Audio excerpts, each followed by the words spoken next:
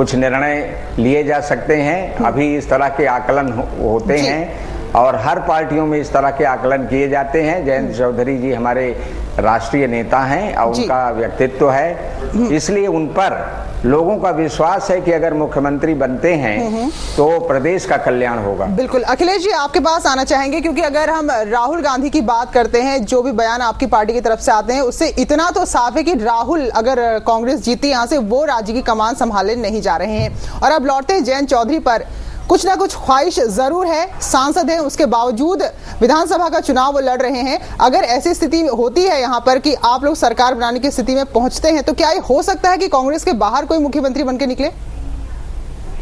नहीं, कुछ चीजें चुनाव के बाद के लिए भी छोड़ दें आप, क्योंकि अभी अगर कुछ कहा जाएगा तो फिर आप उसका दूसरा निहितार्थ निकालेंगे जी।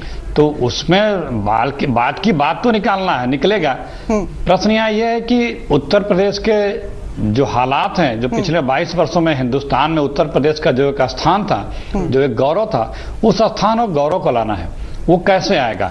जो उत्तर प्रदेश हिंदुस्तान को एक इंडस्ट्री स्टेट देता था, जो इंफ्रास्ट्रक्चर में देता था, जो ट्रेड में देता था, जिसको हमारे हिंदुस्तान के लोग उत्तर प्रदेश को एक इंपॉर्टेंस देते थे, आज वो उत्तर प्रदेश निचली पायदान पे चला गया, उसे उस स्थान पे आया। आज अराजक, करप्शन, तमाम तरह तरह की बुराइयों से हमारा प्रदेश जाना जाता है। तो उसे वो गौरव लाना है जो उत्तर प्रदेश का हिंदुस्तान आज सैकड़ों साल, हजारों साल तक रहा है, वो कौन ला सकता है? लेकिन अखिलेश जी, वो महत्वपूर्ण है। जनता उसी चीज को देख रही है, जनता उसी चीज देख रही है। किसी कांग्रेस पार्टी की महत्वाकांक्षा तो बहुत है कि वो इन चुनावों में अच्छा करे, लेकिन बहुत सारे लोग कहते हैं कि आपकी पार्टी जिन 2009 के नतीजों को अपने लिए काफी फायदेमंद मानती है, उसकी दूसरी तस्वीर भी है।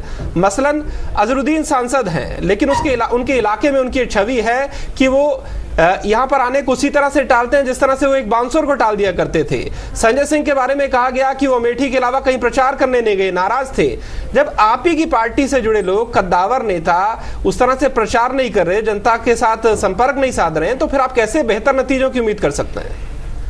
ये गलत है। अजहरुद्दीन पूरे प्रदेश में गए, संजय सिंह जी भी गए, उनकी पत्नी अमिता जी चुनाव लड़े थे, उसके बाद वो गए। और जितना मेहनत राहुल जी या कांग्रेस के लोग कर रहे हैं, आप किसी दल में देखें, पिछले 3-4 महीने 5 महीने से राहुल जी 24 घंटे उत्तर प्रदेश में, लेकिन क्या अखिलेश जी 2 महीने से लगातार 2.5 महीने से पार्टी में देखिए वन मैन आर्मी ने, देखिए सबसे महत्वपूर्ण है कि विश्वसनीयता किसकी है, कौन एक बेहतर सोच समझ की सबको लेके चलने वाली सरकार दे सकता है। जनता आज इस चीज को देख रही है, हर कोई जागरूक हो गया है, जात धर्म के बंधन अब काफी टूट चुके हैं, सांप्रदायिकता खत्म हो चुकी है। बिल्कुल। फ्यूचर चाहिए, यहाँ के लोगों को फ्यूचर चाहिए। बात की राजीव जी के पास आना चाहूंगी। राजीव जी, रशीद मसूद अगर आपसे छूट कर गए तो आप बुखारी को ले आए। अभी बताइए, 2007 में जिसके पार्टी से 54 उम्मीदवार उठते हैं, 51 की जमानत जब्त हो जाती है, तो क्या वो आपको फायदा पहुंचाएगा? और ऐसा क्या मजबूरी है कि एक मुस्लिम चेहरा आपको चाहिए ही पार्टी के अंदर? देखिए, बुखारी जी की जगह पर कोई और भी होता।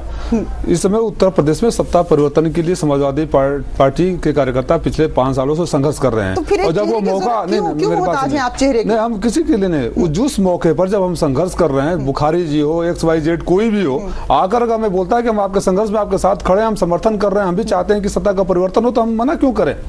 हमें कुछ मना करने की नहीं। हम लोग इनकी तरह खुली आंखों से सपने नहीं देखते हैं। एक पार्टी है 10% चुनाव सीटों पर चुनाव नहीं लड़ रही है, मुख्यमंत्री की बात कर रही है। दूसरे अखिलेश जी हैं, कभी रिमोट कंट्रोल से सरकार चलाने की बात करते हैं। रिमोट कंट्रोल से सरकार चलाने के बाद जिस दिन इन्होंने कर दी, उसी दिन इन्होंने मान लिया कि उत्तर प्रदेश के कांग्रेस में कोई ऐसा नेता नहीं है जो मुख्यमंत्री बनने के काबिल हो। वैसे ही खुली आंखों से सपने देख रहे हैं, और सौभाग्य के अभी तक यूपीए की सरकार ने खुली आंखों से सपने देखने पर कोई टैक्स नहीं लगाया है। तो इसलिए कुछ दिन एक हफ्ता और टैक्स सपना देख ले। समाजवादी पार्टी की सरकार बन रही है, सबको पता है, तो ये तमाम के विजन की बात करते हैं, आंदोलन की बात करते हैं। तो राजीव जी आपकी पार्टी में भी है। मुझे याद है जब ये सवाल निकल कर आया था कि अखिलेश मुख्यमंत्री हो सकते हैं अगर एसपी जीतती है, तो आपकी पार्टी के वरिष्ठ नेता, उनका नाम भी बेहतर से जानते होंगे, उनका कहना था कि हम किसी अखिलेश यादव को अपना नेता नहीं मानते, हमारे नेता तो मुलायम सिंह यादव है। मतलब नेता कौन हो, अगला नेता कौन हो, हमारी पार्टी एकमात्र ऐसी पार्टी है, हमारी पार्टी एकमात्र ऐसी पार्टी है कि नीचे से लेकर ऊपर तक जो सरकार आने वाली है, चाहे अखिलेश जी की पार्टी हो, सारे नेताओं की पार्टी है, कार्यकर्ताओं की बात हो, सबका एक ही मत है कि मुलायम सिंह जी ही मुख्यमंत्री बनेंगे, आदरणीय नेताजी के नेतृत्व में अगली सरकार बनेगी, इसमें किसी तरह का कोई कंफ्लिक्ट नहीं है। लेकिन बीजेपी की बात करें तो वो खुद में ही स्पष्ट नहीं हो पा रही, और यही वजह है कि खैर इस बार छठे चरण में नीरज कोई बयान नहीं आया, नहीं तो एक नया मुख्यमंत्री का चेहरा और सामने आना चाहिए था जिस तरह से बीजेपी कर रही है जी। तो हम लौटेंगे और बीजेपी के पास हम जाएंगे और उनसे जानेंगे आखिर कि उनका चेहरा कौन बनने जा रहा है, उमा भारती या फिर जिनका नाम लेते कभी सूर्य प्रताप शाही, या फिर इसके आगे और एक फेरिस्त लंबी होती है। छोटे से ब्रेक के बाद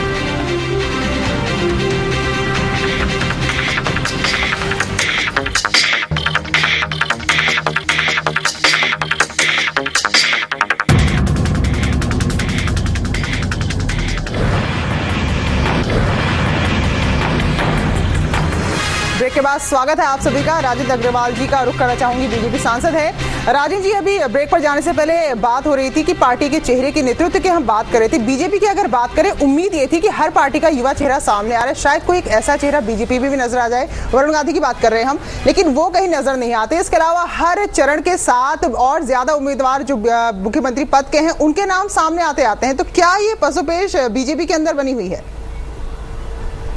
देखिए, भारतीय जनता पार्टी कार्यकर्ता आधारित पार्टी है और सामूहिक नेतृत्व के द्वारा ये चलती है। हमने शुरुआत में ये बात कही कि हम इस चुनाव को माननीय राजनाथ सिंह जी, कलराज मिश्र जी, उमा भारती जी और सूर्य प्रताप शाही के सामूहिक नेतृत्व में लड़ रहे हैं। देखिए, बहुत बार संभव होता है कि आम राय से कोई मुख्यमंत्री का नहीं, लेकिन राजेंद्र जी, जो साझा नेतृत्व है, ये तय हो जाता है। आपका ये विकल्प है या आपकी मजबूरी है? क्योंकि एमपी में आपने चुनाव लड़ा, शिवराज सिंह चौहान के नेतृत्व में लड़ा, छत्तीसगढ़ में लड़ा तो रमन सिंह के नेतृत्व में लड़ा। ऐसा तो नहीं है कि वहां पर और बड़े नेता नहीं है, लेकिन वहां पार्टी का लीडर कौन होगा ये तय था। और यूपी में अगर आप 4 लोगों के नेतृत्व में लड़ रहे हैं, इसका मतलब मैं वही बात आपसे निवेदन कर रहा था कि बहुत बार ये संभव होता है कि किसी व्यक्ति का नाम तय हो जाए, लेकिन वो भी सामूहिक निर्णय के आधार पर होता है। बहुत बार ये रहता है कि जब चुनाव हो जाएगा तो विधायक तय कर देंगे, इसमें कौन सी कठिन बात है। देखिए, समाजवादी पार्टी के अंदर तय है कि मुलायम सिंह जी होंगे या उनके सुपुत्र होंगे। इसमें लोकदल के अंदर तय है कि अजीत सिंह जी ने तो उनके सुपुत्र होंगे। बड़ी बात इसलिए है क्योंकि बड़ी बात हमारी जो लोगों को पता लग जाता है कि कौन सा शख्स मुख्यमंत्री होगा। अगर ये बड़ी बात नहीं होती तो उत्तराखंड में आपकी पार्टी सिर्फ खंडूरी को एक मुद्दा नहीं बना लेती। जहां कहीं बीजेपी के नेता का बयान आता था, यही आता था कि खंडूरी जी मुख्यमंत्री होंगे, क्योंकि आपको महत्व समझ था, इस बात की अहमियत पता थी आपने। क्योंकि मैं फिर वही बात दोहरा रहा हूं, यदि हमने मुख्यमंत्री का कैंडिडेट तय नहीं किया तो ये पार्टी की कमजोरी नहीं है, ये पार्टी की व्यवस्था है। किसी स्थान पर हम तय कर रहे थे, किसी पर नहीं तय कर पाते। कुल मिलाकर के सामूहिक निर्णय के आधार पर फैसला होता है। और मैं उसी बात को फिर कह रहा हूं कि हमारा ये नहीं है कि राहुल बाबा की जो इच्छा हुई, सोनिया जी की जो इच्छा हुई, अब कांग्रेस की सरकार चला रहे, केंद्र में प्रणब था, लेकिन वो प्रधानमंत्री के नाते पसंद है मनमोहन सिंह जी, तो मनमोहन सिंह जी प्रधानमंत्री हैं। हमारे सामूहिक निर्णय से चीजें चलती हैं और निश्चित रूप से आप बिल्कुल चिंता मत कीजिए, हमारे पास मुख्यमंत्री की क्षमता वाले व्यक्ति पर्याप्त संख्या में हैं, जिनके विषय में विधायक तय करेंगे, विधानमंडल तय करेगा, वो मुख्यमंत्री हो जाए। जी अखिलेश जी, आपके पास आना चाहेंगे। इससे पहले कि आप मेरी बात ये कह के काटे कि हम चुनाव जीतने के बाद ही घोषित करते हैं, तो पंजाब का उदाहरण देना चाहूंगी। चुनाव से पहले कैप्टन अमरिंदर सिंह को घोषित कर दिया था, राहुल गांधी ने साफ तौर पर कह दिया था। तो ये बात यूपी में क्यों नहीं नजर आई? क्या कोई एक ऐसा चेहरा आपको मिला नहीं कि जिसपे विश्वास हो, इसके आधार पर आप राज्य में बेहतर प्रदर्शन कर सकते हैं? उत्तर प्रदेश में हमारे केंद्र में करीब 6 मिनिस्टर हैं, कैबिनेट मिनिस्टर भी हैं 3, और तमाम वरिष्ठ नेता हैं, पीसीसी प्रेसिडेंट हैं, सीएलपी लीडर हैं। और कांग्रेस पार्टी अगर कहीं पे रूलिंग पार्टी नहीं है, चुनाव लड़ती है, तो अपना मुख्यमंत्री का कैंडिडेट नहीं तय करती है, वो विधायक दल के नेता ही बाद में तय करते हैं, हाईकमान के राय मशवरे के बाद।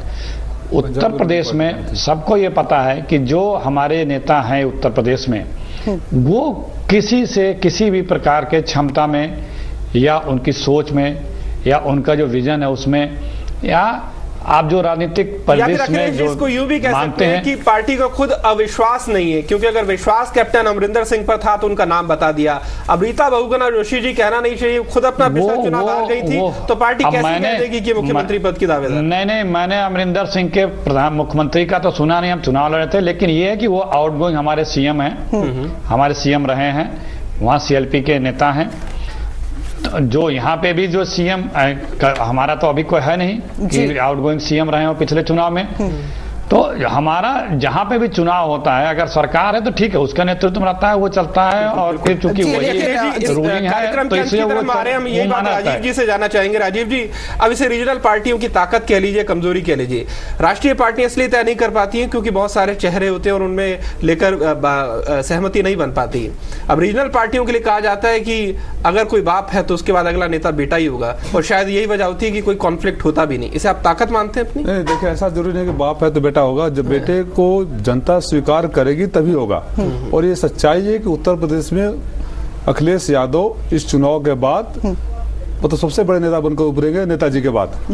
वो साबित हो। कांग्रेस के जहां तक बीजेपी की बात है, इनकी जितनी सीटें नहीं आएगी उतनी तो ज्यादा इनके वो मुख्यमंत्री को उम्मीदवार है। और सही बात यह है कि दिल से इनको भी पता है कि सरकार नहीं आने वाली है, तो मुख्यमंत्री क्यों प्रोजेक्ट चलिए हरदेव जी से जाते आते एक सवाल पूछ लेते हैं। हरदेव जी, आपसे जानना चाहेंगे, लौट रहे हैं राज्य की राजनीति में जयंत चौधरी, लेकिन क्या जो स्थिति अभी है, कांग्रेस जिस तरह से आपको साथ दे रही है, उसमें लगता है कि पार्टी बहुत आगे तक या उस ऊंचाई तक अभी पहुंच पाएगी?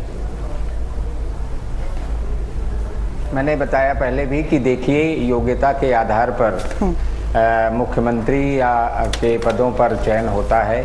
अगर किसी के अंदर योग्यता है तो वो योग्यता निखरती है और उसका चयन होता है जनता का जिस पर विश्वास हो। देखिए, जितने भी थोपे हुए लोग हैं, थोपे हुए मुख्यमंत्री कभी भी कारगर नहीं होते और जनता की भलाई नहीं कर पाते। बिल्कुल बिल्कुल। जिस पर जनता विश्वास करती है वही अच्छा, जिन पर जनता विश्वास करती है वही आखिर में चुना जाता है। हरदेव जी, वक्त बहुत कम है, वक्त इतना ही हमारे पास। बहुत बहुत शुक्रिया आपका तमाम लोगों का इस पूरी बातचीत में शामिल होने के लिए। और साथ ही प्रीति, ये भी कह सकते हैं कि एक ट्रेंड ये भी इन चुनावों में देखा गया है कि जिस इलाके में चुनाव होने हो और वहां का जो मजबूत नेता हो, चुनाव होने से बिल्कुल पहले फैला दी जाती है बात कि ये मुख्यमंत्री होंगे। अब कानपुर में चुनाव थे तो शिव प्रकाश जायसवाल कहते हैं कि मैं भी मुख्यमंत्री हो सकता हूं। अब आरएलडी का स्ट्रॉन्ग होल्ड था, वहां चुनाव होने थे तो ये बात फैला दी गई कि जयंत चौधरी मुख्यमंत्री हो सकते हैं। और बीजेपी की तो उमा भारती को प्रोजेक्ट किया ही था, इसके अलावा सूर्य प्रताप शाही जब पत्थरदेवा में हो रहे थे चुनाव तो वहां भी। तो चलिए, अब आप खामोशी से जा रहे हैं पोलिंग बूथ पर वोट कर रहे हैं, क्योंकि जो भी निर्धारित करना है या जो भी निर्णय लेना है वो आप नहीं लेना, यानी आम जनता नहीं लेना है। फिलहाल आज हमारे इस खास कार्यक्रम में